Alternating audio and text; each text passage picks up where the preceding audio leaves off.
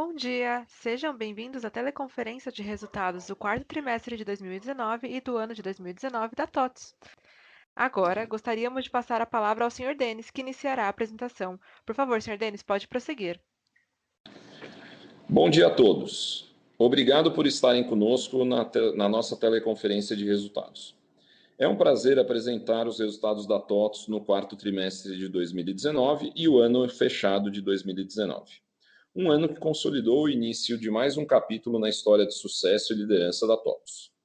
Por isso, quero abrir a minha fala agradecendo a todos os TOTVERS, clientes e parceiros. Vocês são os grandes protagonistas nesta trajetória repleta de aprendizados e superação de desafios. Meu muito obrigado pelo trabalho, confiança, dedicação e por acreditar no que estamos construindo juntos. Fechamos 2019 com mais uma evolução do desempenho operacional e financeiro e demos início a um novo ciclo de investimentos, tanto em novas avenidas de crescimento, com a aquisição da Supplier, por exemplo, quanto no negócio core de sistemas de gestão, com a aquisição da Com5 no final do ano. Como destacado no slide 3, a Com5 é a principal provedora de sistemas de gestão para a vertical de supermercados e atacarejo do mercado brasileiro. Além de darmos um passo importante para reforçar nosso posicionamento no varejo, com essa aquisição podemos gerar também sinergias com nossa divisão de Techfin. Outro marco do período, a entrada no Ibovespa, torna a TOTVS a primeira empresa de tecnologia a figurar no mais importante índice de ações do mercado brasileiro. Essa importante conquista é resultado do esforço de cada TOTVER ao longo do último ano e reflete a posição de liderança da TOTVS no mercado de software, além do reconhecimento desse bom momento pelo qual estamos passando. Por fim, o lançamento da nova campanha de marketing recupera nosso espaço de mídia e nos reposiciona perante todos os nossos stakeholders. A TOTVS acredita no Brasil que faz, destaca a trajetória da TOTVS como uma das empresas brasileiras que acreditam e investem no país, reforçando o compromisso com as empresas nacionais que têm trabalhado duro para alcançar o sucesso dos seus negócios e, assim, contribuir com o desenvolvimento do país. Somos a maior empresa de tecnologia do Brasil e acreditamos no potencial do país. Achamos pertinente lançar essa campanha em um momento no qual essa crença no mercado brasileiro tem nos levado a buscar uma expansão das nossas operações. Agora, passo a apresentação ao Maia, que comentará o resultado do trimestre a partir do slide 4. Obrigado, Denis. Bom dia a todos. Com o crescimento de 2 dígitos obtido em todos os trimestres do ano, a receita recorrente fechou 2019 em mais de 1,7 bilhão de reais, o que representa mais de 75% da receita líquida total e também um avanço orgânico de 11,8% sobre 2018.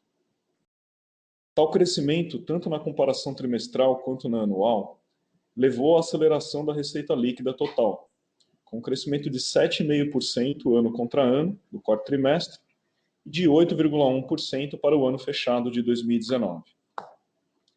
Vale comentar que, a despeito da redução das receitas não recorrentes, tanto em relação ao quarto trimestre de 18 quanto ao ano de 18, as receitas de licenças cresceram 37,2% ano contra ano no quarto trimestre e 20,4% no ano de 2019.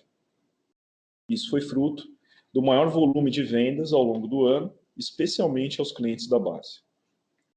Como pode ser observado no slide 5, a receita recorrente anualizada atingiu 1,9 bilhão de reais, superando em 10,8% o mesmo período de 2018, o que resultou em uma adição líquida de aproximadamente 60 milhões de reais no quarto trimestre, refletindo a taxa de renovação de clientes acima de 98% ao longo dos trimestres do ano e o ritmo de vendas a clientes da base e a clientes novos.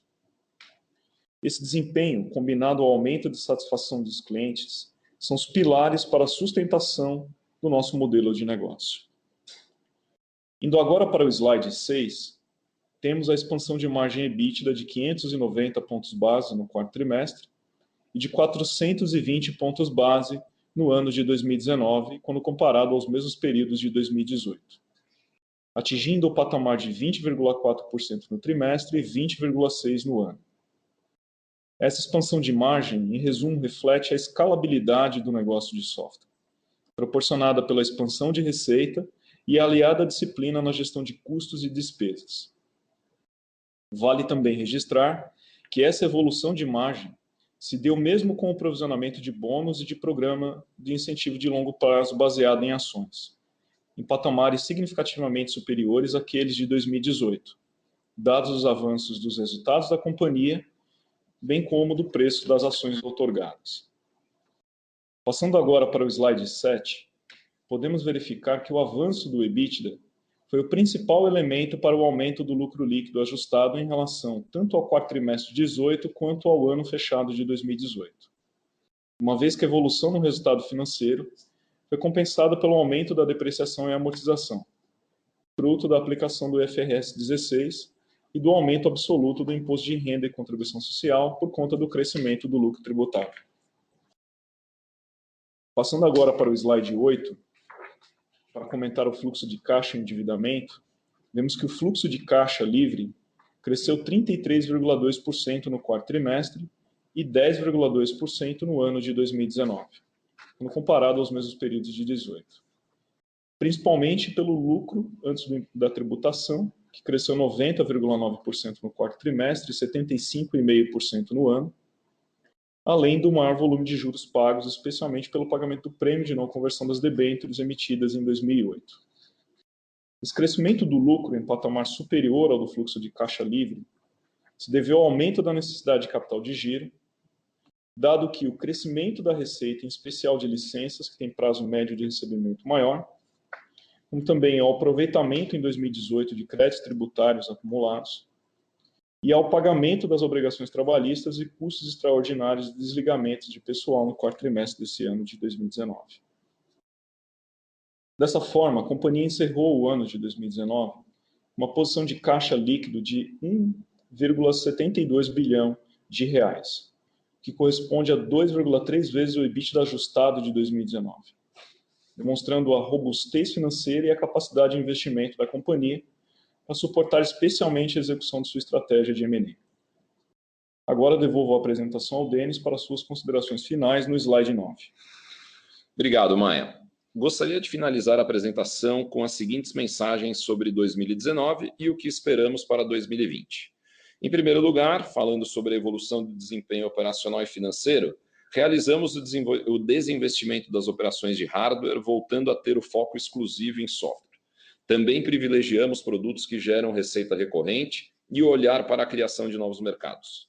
Implementamos mudanças na estrutura comercial, tais como o aprimoramento do relacionamento com as franquias e ajustes nos incentivos das vendas de soluções recorrentes e não recorrentes.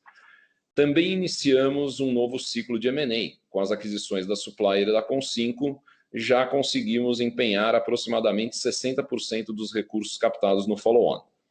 Ambas as aquisições, somadas à criação orgânica do nosso time de TechFin e a sociedade com a Vetex, foram os primeiros passos na construção de um ecossistema que visa ampliar nosso portfólio e avançar na cadeia de valor de nossos clientes. No tema de novos mercados e do avanço na cadeia de valor dos nossos clientes, o nosso ecossistema vai englobar 3 dimensões. A primeira é a dimensão de gestão, com o nosso portfólio de soluções e plataformas abertas, conectadas e personalizáveis, de ERP, RH e verticais. A segunda dimensão, de TechFin, visa ampliar, simplificar e baratear o acesso a crédito e demais serviços financeiros a nossos clientes. E a terceira dimensão, que chamamos de Business Performance, vai construir um portfólio que ajude nossos clientes a vender mais e melhor. Do ponto de vista da marca empregadora, a TOTVS reconhece que a atração e a retenção de talentos são os principais ingredientes para a construção de uma empresa sólida e temos trabalhado continuamente no fortalecimento desta nossa marca empregadora. Um resultado que demonstra esse fortalecimento e esse investimento é a pesquisa anual de engajamento, que revelou que 89% dos TOTVERS sentem muito orgulho em trabalhar na empresa e 92% acreditam no potencial de sucesso da companhia. Por isso, logo depois do Universo TOTVS, os próprios TOTVERS criaram a hashtag O Gigante Voltou. Por fim, a campanha A TOTVS Acredita no Brasil que Faz é muito mais do que simplesmente um mote. Queremos mostrar a nossa força e comprometimento genuíno em democratizar o acesso à tecnologia de ponta a empresas de todos os portes e segmentos, contribuindo para que sejam bem-sucedidas, vençam seus obstáculos e impulsionem o crescimento sustentável do país. A TOTUS é movida pelo poder transformador da tecnologia e pela simplicidade para aumentar resultados. Vamos continuar ajudando os nossos clientes a serem cada vez mais eficientes e competitivos, permitindo que eles acessem soluções inovadoras em um ecossistema único. Bem, agora ficamos à disposição para a sessão de perguntas e respostas. Obrigada. Iniciaremos agora a sessão de perguntas e respostas. Para fazer uma pergunta, basta digitar *1. E para retirar a pergunta da lista, digitem *2. A nossa primeira pergunta vem de Vitor Tomita, Goldman Sachs. Bom dia, Denis. Bom dia, Maia. Bom dia a todos e parabéns pelo resultado. Duas perguntas aqui do nosso lado. A primeira, olhando no release de resultados, ele menciona que volumes melhores e cenário macro melhor ajudaram a acelerar a receita recorrente. Vocês poderiam elaborar mais sobre quais perfis e segmentos de clientes têm gerado essa melhora de volume e sobre o quanto você já tem sentido uma melhora econômica? E a segunda pergunta é se vocês poderiam nos passar um update sobre o processo de criação de FDIC e de closing da aquisição da Supplier. Muito obrigado. Oi, bom dia, Vitor, é o Denis, obrigado pelas perguntas.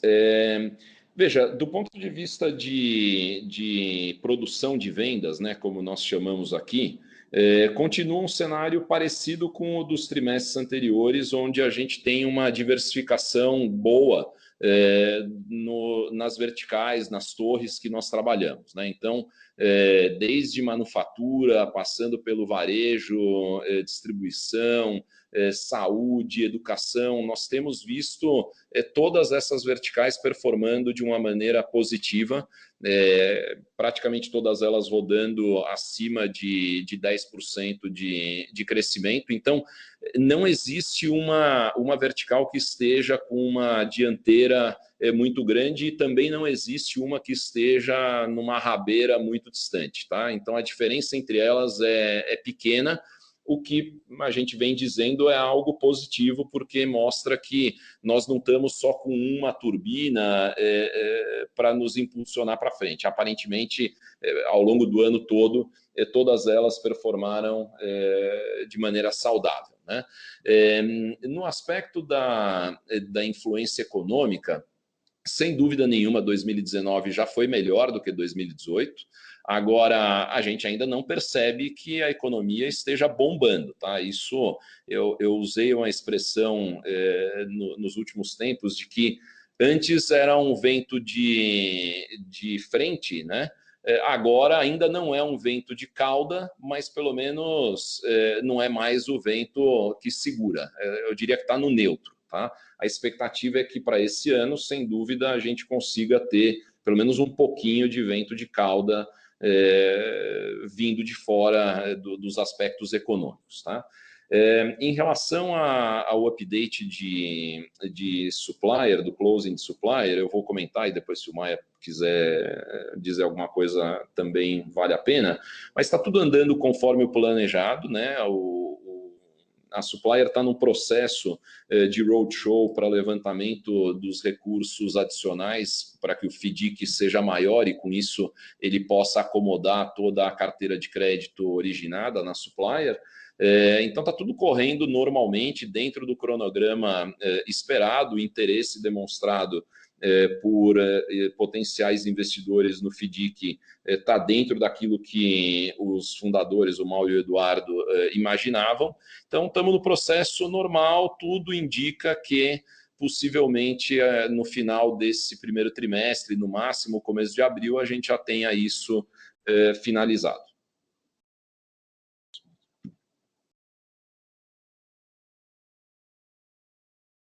Perfeito, muito obrigado. Com licença, a nossa próxima pergunta vem de Marcelo Santos, Banco JP Morgan. Bom dia a todos, bom dia Denis, Maia, Sérgio, obrigado por pegar as perguntas. A primeira é se vocês pudessem dar um update nas principais iniciativas de TechFin tirando a questão do crédito B2B, que já foi falado muito da Supplier, mas os resultados obtidos em 2019, como é que vocês veem essas iniciativas evoluindo para 2020? E a segunda é se vocês pudessem dar um pouco mais de cor, né, nesse segmento de business performance, que acho que é um que a gente acaba comentando menos. São as perguntas.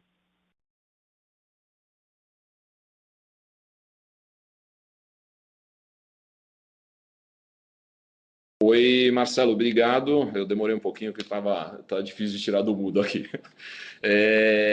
Obrigado pelas perguntas, Marcelo. Vamos lá, sobre as iniciativas adicionais de Techfin, elas também estão caminhando bem. A gente deve ter novidades em breve, tanto na frente de consignado / serviços para funcionários que recebem nos nossos sistemas de folha, quanto também no tema de payments em educação. Então, está tudo caminhando para que a gente tenha essas novidades em breve, tá? Então, eu diria que estamos seguindo o plano conforme nós tínhamos desenhado e vimos comunicando para vocês, tá? Não tem nenhuma outra frente em aberto, ou seja, nesse momento o foco continua sendo em fazer a integração de supplier, né, concluir obviamente o closing e a partir disso fazer todas as integrações e extrair as sinergias de supplier e também lançar as nossas ofertas de consignado e do EduConnect Pay, tá? Em relação a business performance, a gente já tem algumas soluções hoje no portfólio, né? Então a joint venture com a Vtex é uma primeira oferta e ela segue andando bem. Lembrem que a gente tem aquele processo todo de preparação, onboarding, para que a oferta possa ser colocada dentro do portfólio. Isso já foi feito, né? Já é um produto que está efetivamente na mão da estrutura comercial. Evidente que o ciclo de venda ele não é um ciclo de venda tão rápido, então você está na etapa de construção de pipeline, mas a gente já vem fechando projetos num ritmo bom. Inclusive, eu diria que em algumas situações a gente tem conseguido, pelo menos em número de clientes, não necessariamente no ticket médio, a gente já vem conseguindo um volume de fechamento de clientes maior do que o que a Vtex conseguia fechar sozinha dentro da base TOTOS, né? No caso do CRM, que é uma segunda oferta nessa dimensão de business performance, também o processo está bem avançado, inclusive um pouco mais adiantado do que o próprio processo da Vtex. Temos aí vários clientes fechados e um pipeline crescente de oportunidades. E temos também a oferta do nosso OMS, na parceria com a Modo. Esse é um projeto que ainda está num estágio anterior de desenvolvimento em relação a Vtex e CRM, simplesmente porque ele começou depois, mas está andando na velocidade desejada. A gente está muito próximo de conseguir alguns pilotos importantes para a gente começar o trabalho efetivo nessa frente. Agora, esses são os primeiros movimentos, né? São movimentos que já estão aqui dentro. O que nós vamos construir ao longo desse ano e dos próximos anos é uma oferta, um portfólio maior do que isso, e esse portfólio ele vai ser construído utilizando as 3 ferramentas que nós temos: orgânico, parcerias e M&A. Então, nós vamos aplicar essas 3, a nossa caixa de ferramenta completa dentro dessa dimensão, porque nós acreditamos que essa dimensão ela tem um valor estratégico muito grande para o nosso cliente. O SMB, que é o coração da TOTOS, é um perfil de cliente pouco assistido nesse tema de marketing e vendas, né, em como as empresas de tecnologia conseguem ajudar a vender mais. Então, a gente vê um espaço enorme e, naturalmente, essa é uma adjacência do software de gestão.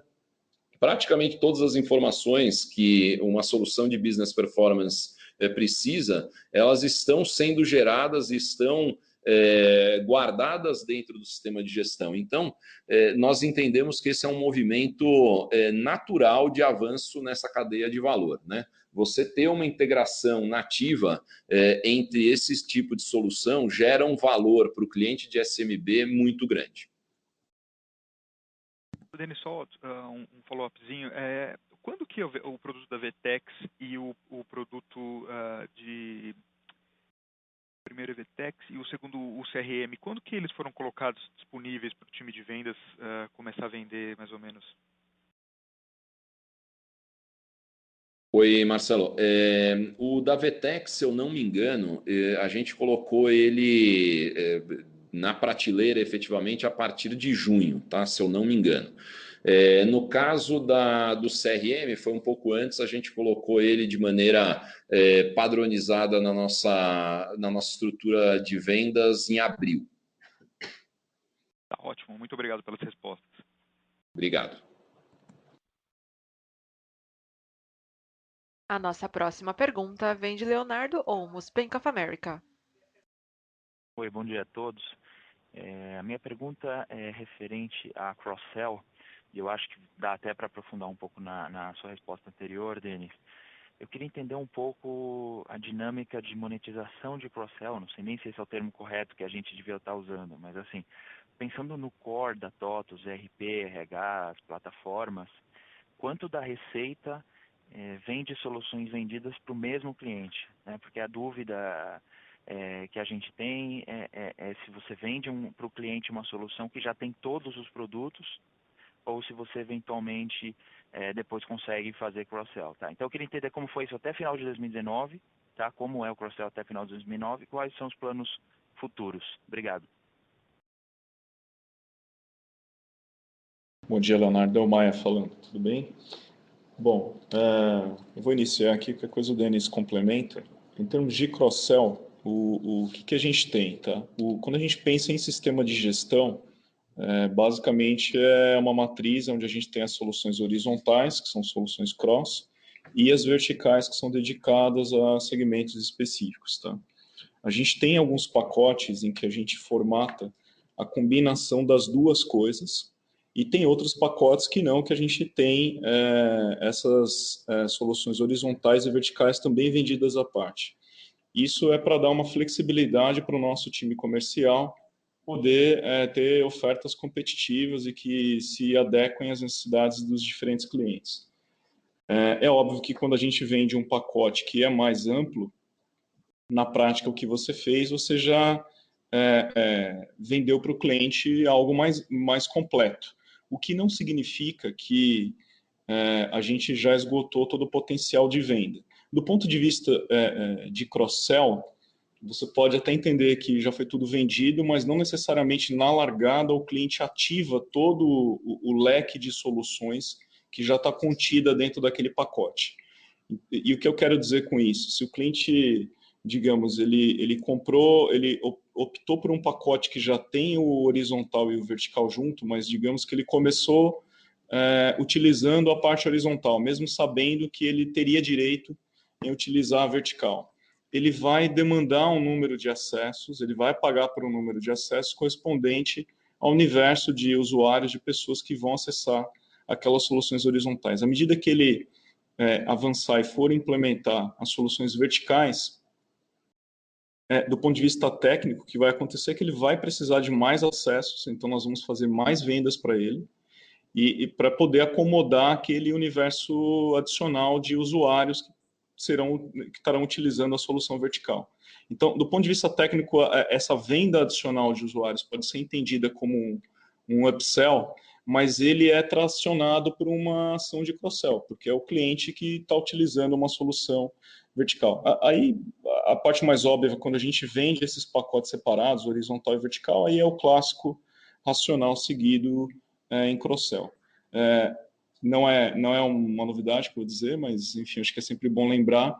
A gente tem isso até na nossa institucional, né, que fica disponível lá no site. A gente tem um nível de penetração muito maior na nossa base, nas soluções horizontais, do que as verticais. Simplesmente por uma questão, inclusive, de maturidade, de tempo empregado nessas frentes, né? Então, a gente ainda tem um potencial grande ainda para ser explorado em termos de penetração de soluções verticais. Quando a gente olha para outras soluções, como mesmo TechFin e Business Performance, então aí a gente tem uma avenida ainda muito, muito longa para explorar. Tá? Só complementando, Maia, obrigado.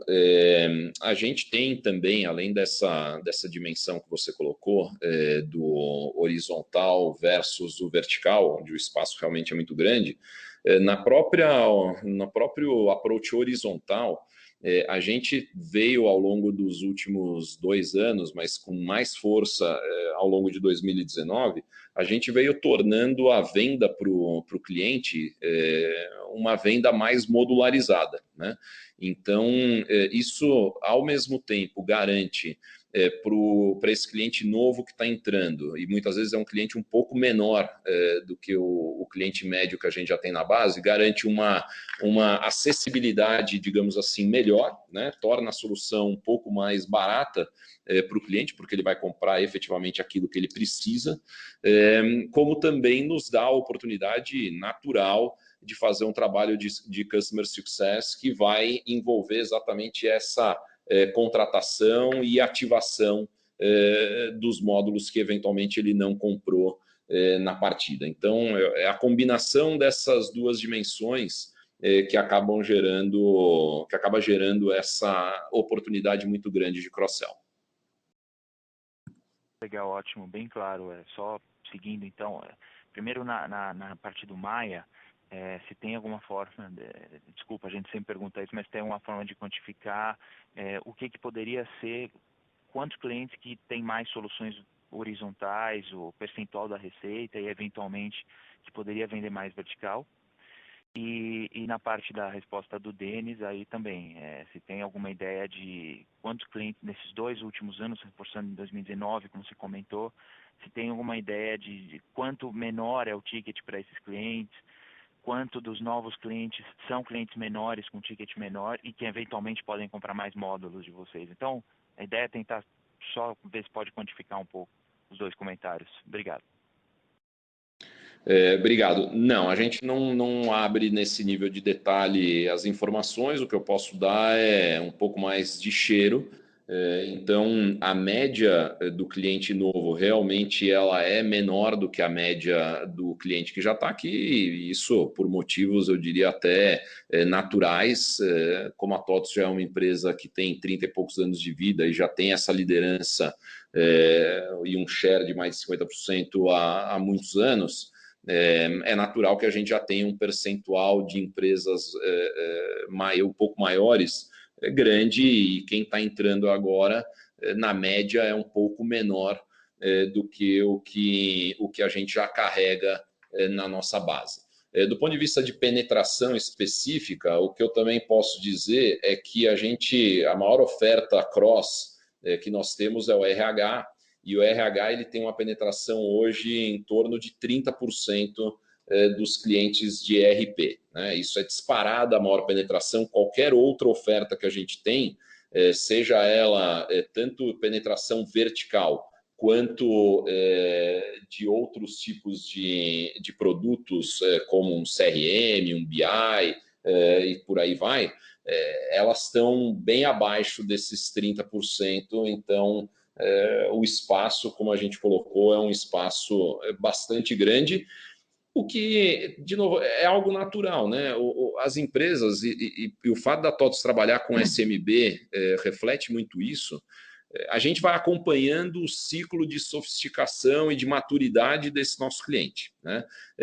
A gente não consegue acelerar muito esse ritmo, porque a gente não faz a gestão efetiva do negócio do cliente, mas conforme esses clientes vão ganhando corpo, eles vão se familiarizando com cada uma das soluções, eles vão crescendo, conforme isso vai acontecendo, a oportunidade de botar módulos adicionais e de vender efetivamente soluções mais especializadas, que são as verticais, ou soluções complementares, vai surgindo. Então, a gente não tem muita dúvida de que essa fonte de negócios novos, de cross e upsell, é uma fonte de médio e longo prazo, não é algo que vai se esgotar rapidamente. Boa, não, já ajuda bastante esses comentários. Obrigado, gente. Bom dia. Bom dia. Com licença, a nossa próxima pergunta vem de Suzana Salaro, Itaú. Oi, pessoal, bom dia. Obrigada pelas perguntas. Primeira pergunta, em relação ao shift de receita que a gente está vendo, né? A gente está vendo uma redução da participação de serviço cada vez maior. Em algum momento vocês imaginam que vocês não vão ter receita de serviço ou já chegou num limite que vocês acham adequado? Essa é a nossa primeira pergunta. E a segunda pergunta, complementando a discussão anterior, essas soluções de business performance, vocês acreditam que possam abrir ou aumentar o addressable market de vocês? Conseguem oferecer só as soluções de business performance para outros clientes de menor porte que usam um outro sistema de gestão? Ou necessariamente vocês vão vender para aqueles que têm o sistema de gestão da TOTVS? Obrigada. Bom dia, Suzana. Obrigado, Denis, de novo. Veja, em relação a serviços, não. Definitivamente, a TOTVS ela vai seguir prestando serviço. Essa é uma parte fundamental do nosso modelo de negócio. Eu tenho dito isso não só para o sell side, mas para o buy side também. O modelo da TOTVS, quando a gente diz que ela é focada no SMB, o lado de serviço ele é um lado indeletável, digamos assim, da nossa atuação, né? O SMB ele é um cliente que precisa de um parceiro que esteja muito próximo, muito presente na vida dele, né? Eu diria que a grande fortaleza, inclusive, que a TOTVS tem é exatamente essa proximidade, os milhões de touch points que a gente tem com essa base de clientes ao longo do ano todo. Então, a área de serviços ela é estratégica. Óbvio que ela tem uma margem muito menor, porque ela não tem a mesma escalabilidade. Cada hora que eu vendo para o meu cliente, eu estou pagando uma hora para um colaborador nosso, né? Mas ela deve ser vista, na maioria das vezes, como um investimento que nós fazemos. A gente não tem um investimento tão grande em marketing, né? Mas a gente tem um investimento enorme nessa proximidade com o cliente representada pela estrutura de serviços, né? Agora, dito tudo isso, é evidente que a gente vai, ao longo do tempo, sempre buscando melhorar, tornar isso mais eficiente, mais produtivo e tornar isso mais nobre, né? E o que a gente está fazendo agora é exatamente isso. E essa redução está acontecendo basicamente em duas dimensões. Primeira dimensão, uma melhoria sensível de qualidade de produto. Sempre que a gente tem uma melhoria de qualidade de produto, a necessidade de intervenção de serviço do nosso lado, seja na implantação, seja num treinamento, numa customização, ela é muito menor. Então, esse é um fator extremamente positivo, né? Você ter uma qualidade melhor de produto vai significar, evidentemente, um NPS melhor, o que também vai significar um churn mais baixo e uma capacidade de venda muito melhor. Ainda nessa primeira dimensão, a gente também tem cada vez mais a migração dos clientes para a nuvem, a gente tem as novas ofertas sendo lançadas no formato de nuvem também, o que estruturalmente demanda um nível de serviço menor. Então, também é um fator extremamente positivo, né? Quanto mais modernos nós formos, quanto mais modernas forem as nossas soluções, menor vai ser a necessidade de serviço. Então, mais um bom motivo. Agora, a segunda dimensão é uma dimensão onde a gente está procurando tornar o serviço mais barato para o nosso cliente. Quando a gente olha o lifetime value do cliente da TOTVS, esse lifetime value ele está muito ligado ao tempo de permanência desse cliente conosco. E como o tempo de permanência é muito longo, o cliente, na média, fica mais de 10 anos conosco, o custo inicial do serviço, ele muitas vezes é uma trava para você fechar projetos com os clientes. Então, quanto mais barato for o serviço, melhor. O que significa que a gente vem trabalhando para que, especialmente em serviços que não sejam tão nobres assim, a gente tenha a capacidade de ter parceiros, sejam eles franqueados ou mesmo outros perfis de parceiros, que eles possam prestar esse serviço com qualidade, com um nível de controle do nosso lado importante, porque é a marca da TOTVS que está ali, mas que seja um serviço num formato um pouco mais em conta, o que beneficia o cliente e, por tabela, nos beneficia na capacidade de fechar novos projetos. Tá? Com relação a business performance, Suzana, Maia falando, sim, claramente aumenta o nosso mercado endereçável. Com business performance, eu acho que uma forma que eu vejo, a gente aumenta o número de interlocutores dentro das empresas, né? Quando a gente olha a dimensão de gestão, que seriam sistemas de gestão verticais, horizontais, né, back-office, o front, muitas das vezes o interlocutor principal que a gente tem ainda é o gestor da área de TI. Né? Claro que nas verticais já existe uma interlocução maior com as áreas de negócio, mas o papel ainda da área de TI é o maior e, em geral, essa venda ela vai consumir o orçamento da área de TI dentro das empresas. Quando a gente vai para a TechFin, você já entra um pouco mais numa interlocução com a área financeira da empresa, porque é claramente uma fonte de recurso, liberação de capital de giro, então tem uma interlocução maior com a área financeira. O aumento de limite de crédito para os clientes também abre um canal de comunicação com a equipe comercial, mas tem um canal muito forte com a equipe financeira. Com business performance, claramente a gente abre um canal de comunicação com as áreas de vendas e com as áreas de marketing, porque as soluções que a gente busca entregar aqui para as empresas são justamente soluções que no final do dia ajudam essas empresas a fazer mais negócio e vender mais. Então, é um outro orçamento, é um orçamento mais das equipes drivadas para venda, drivadas para fora. Né? Então, você entra num novo mercado do qual a gente antes não participava. Isso tanto para os clientes que a gente já tem na base, mas voltando na tua pergunta original, isso também não se limita à nossa base somente de clientes.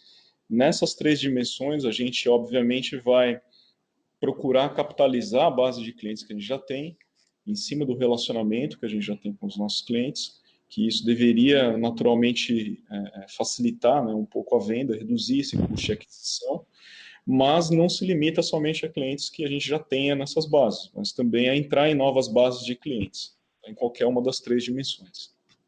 Mas então vocês conseguem oferecer essas soluções para integradas com outros ERPs? Sim, sim. Tá. Inclusive, as próprias soluções verticais na dimensão de gestão, a gente tem um universo considerável de clientes que muitas vezes não usam o nosso back-office, eles usam somente a nossa vertical. Entendi. Então, essa mesma abordagem a gente vai manter também para a dimensão de performance. Tá? Perfeito, está muito claro. Obrigada, Maia. Obrigada, Denis. Obrigado. Bom dia. A nossa próxima pergunta vem de Fred Mendes, Bradesco.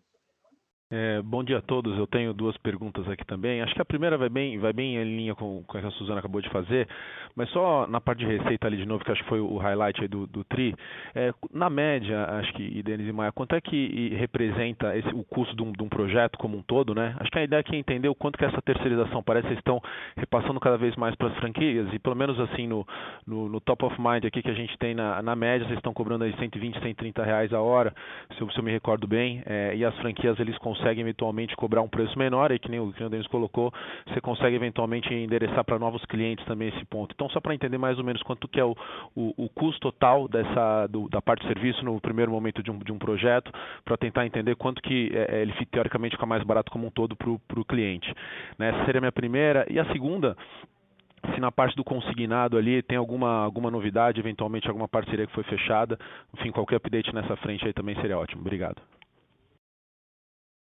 Fred, com relação a projeto, varia bastante, tá? Porque, como você sabe, a gente tem um portfólio muito vasto e atende empresas de portes muito diferentes, né? Então, como o próprio Denis mencionou antes, a maturidade do cliente vai influenciar muito no escopo do projeto consequentemente, a gente tem projetos de tamanhos assim muito distintos, tá? Se eu fosse pensar num tamanho médio de projeto, e a média ela sempre implica em algum grau de erro, né?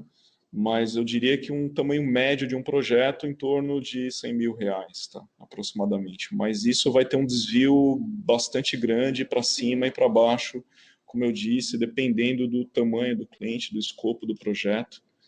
Então, naturalmente, na linha da resposta que o Denis deu para a pergunta da Suzana, todo esforço que a gente possa fazer no sentido de reduzir esse custo para o cliente, ele naturalmente vai facilitar o nosso processo de venda, vai facilitar a adoção da solução pelos clientes e vai abrir espaço naturalmente para vender mais software e mais soluções como de business performance e outras que a gente agrega também. Então, é algo que a gente tem que perseguir constantemente, né?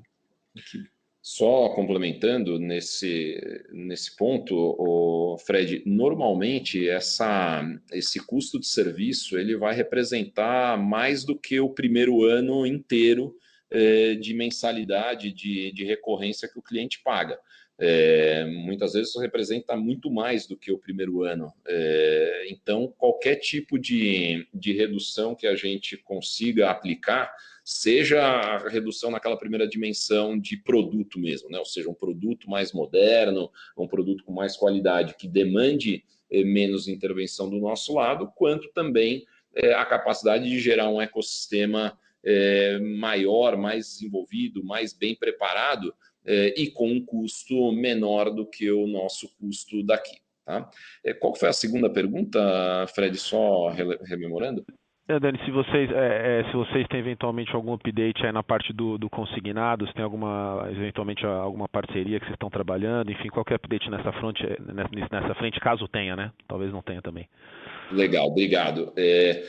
Nós estamos trabalhando, Fred, é aquela história, a gente está seguindo nesses casos principalmente um caminho de parceria, o que significa que antes da parceria estar efetivamente assinada é 0, depois que a parceria está efetivamente assinada é 100.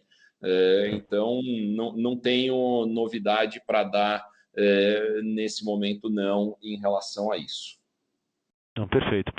Acho que só se eu pudesse, só me permitir um follow-up ali na primeira, quando o Maia mencionou R$100 mil, R$100 mil projeto todo, aí já entra licença, enfim, subscrição, ou é R$100 mil somente serviço, só para ter uma ideia de tamanho mesmo? Só serviço. Na média. Só serviço. Perfeito. Só serviço. Perfeito, obrigado, muito claro.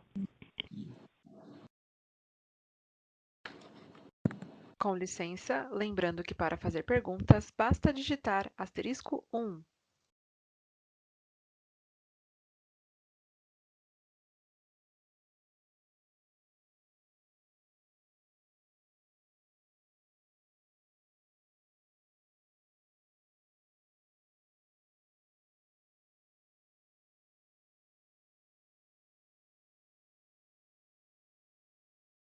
A nossa próxima pergunta vem de Tito Ferraz, Itaú. Oi, bom dia a todos. Parabéns aí pelo resultado. Eu queria entender um pouco melhor se vocês têm como abrir um pouco qual o percentual da receita recorrente de vocês que hoje vem das soluções em nuvem. E também qual seria o percentual de custo que vocês associam a essa receita de nuvem.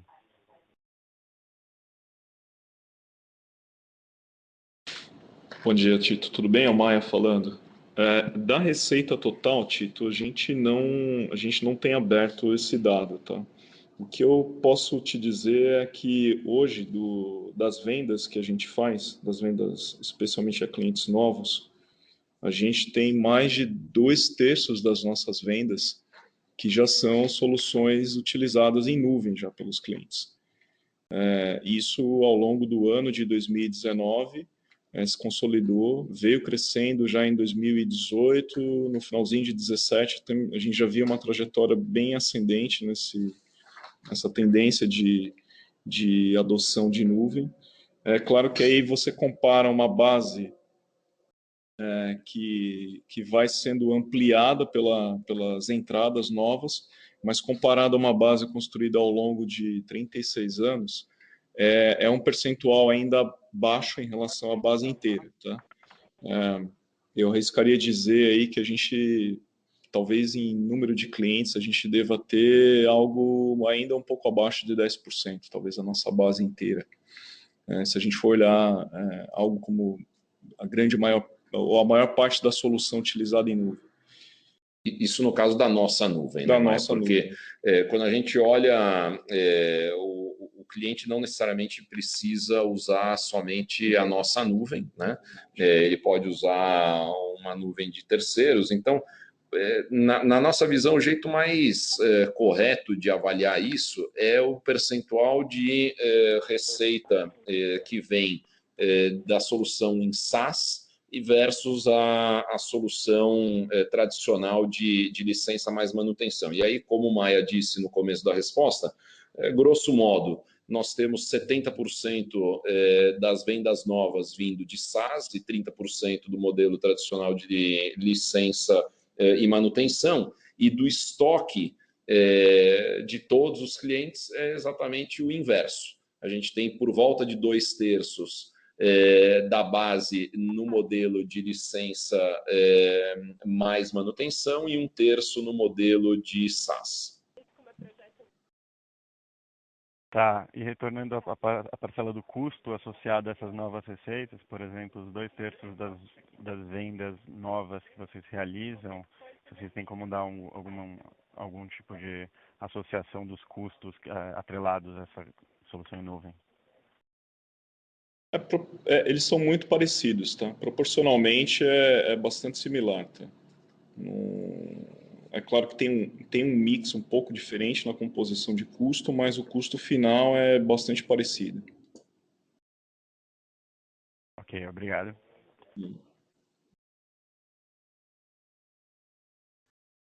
Com licença, não havendo mais perguntas, passo a palavra à companhia para as considerações finais. Pessoal, obrigado.